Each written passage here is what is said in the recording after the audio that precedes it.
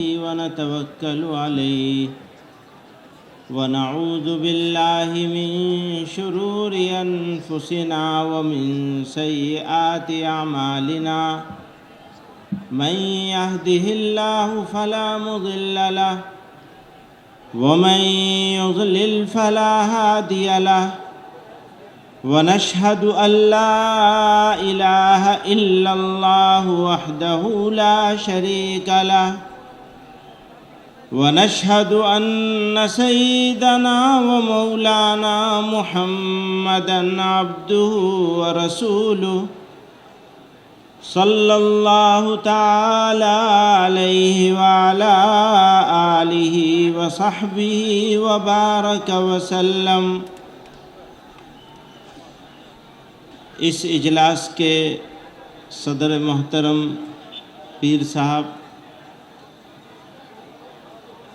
دنیا بھر کے الگ الگ ملکوں سے تشریف لائے ہوئے معزز علماء کرام اور ان کے موقر وفود، ملک بنگلہ دیش سے جمع ہوئے معزز علماء کرام اور حاضرین مجلس،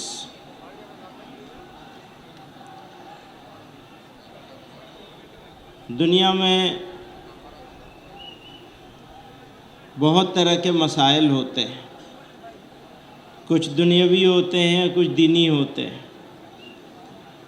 پھر دینی مسائل میں دو طرح کے مسائل ہوتے ہیں، کچھ اعمال سے متعلق ہوتے ہیں، کچھ عقیدے سے متعلق ہوتے ہیں۔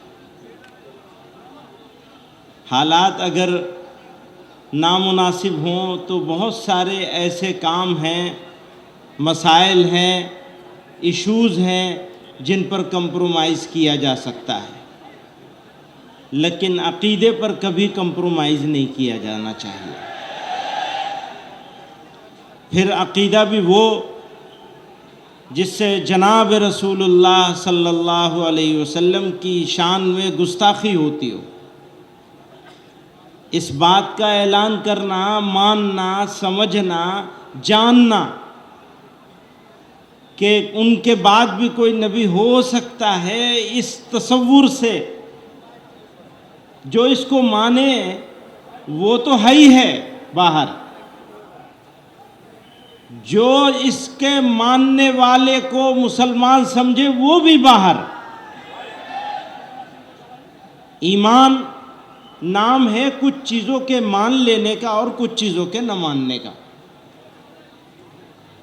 جیسے یہ ہر حال میں ماننا پڑے گا کہ اللہ ایک ہے اور وہ سب سے زیادہ طاقتور ہے، سرو شکتیمان ہے، ساری طاقتیں اس کے پاس ہیں، اور یہ کبھی نہیں مانا جا سکتا کہ اللہ کا کوئی ساجی اور شریک ہو سکتا ہے۔ اسی طرح یہ ماننا پڑے گا کہ جناب رسول اللہ صلی اللہ علیہ وسلم اللہ کے محبوب بندے ہیں، نبی ہیں، آخری نبی ہیں، اور یہ کبھی نہیں مانا جا سکتا کہ آپ کے بعد کوئی نبی آ سکتا ہے۔ اگر کوئی مانے تو وہ باہر ہے، اور جو باہر ہے اس باہر والے کو اندر ماننے والا بھی باہر ہے۔ میرے دوستو، یہ عظیم الشان اجلاس، اس کے انتظام کرنے والے، اس میں شرکت لینے والے، دور دراز سے آنے والے لوگ مبارکباد کے مستحق ہیں۔ میں اپنے کسی اور پروگرام میں تھا، یہاں چلا آیا کہ ہمیں یہ یقین ہے اس بات کا کہ اس تحریک سے جو جڑے گا انشاءاللہ اس نے اپنی بخشش کا سامان کر لیا۔ اگر بخشش کا سامان کرنا ہے تو ایک جلسے سے کام نہیں ہوگا، آپ کو لوگوں کو واقف کرانا پڑے گا۔ اگر وہ تبلیغ کر رہے ہیں، ہو سکتا ہے سرکار ان کو روکے، وہ ٹھیک ہے، لیکن ہماری ذمہ داری کیا ہے؟ گاؤں گاؤں، محلے محلے، گلی گلی ہم کو پہنچنا ہے اور نبی علیہ السلام کے ختم نبوت کی حفاظت کرنی ہے۔ یہ ہماری ذمہ داری ہے کسی سرکار کی ذمہ داری نہیں، ہماری ذمہ داری ہے۔ ہم اپنی ذمہ داری کو ادا کرنے کے لیے طاقت لگائیں اور اپنی مغفرت کا سامان کریں۔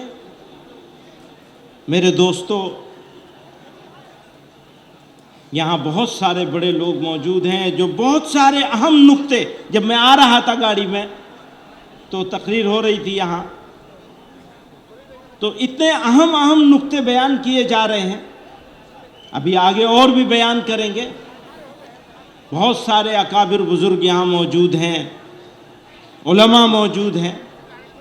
اللہ تعالیٰ آپ کے ہمارے سب کے جمع ہونے کو قبول فرمائے، اور ہمارا نام بھی ختم نبوت کے خادموں میں، خادموں کے جوتوں کی دھول میں لکھ لے تو ہمارا کام ہو جائے گا۔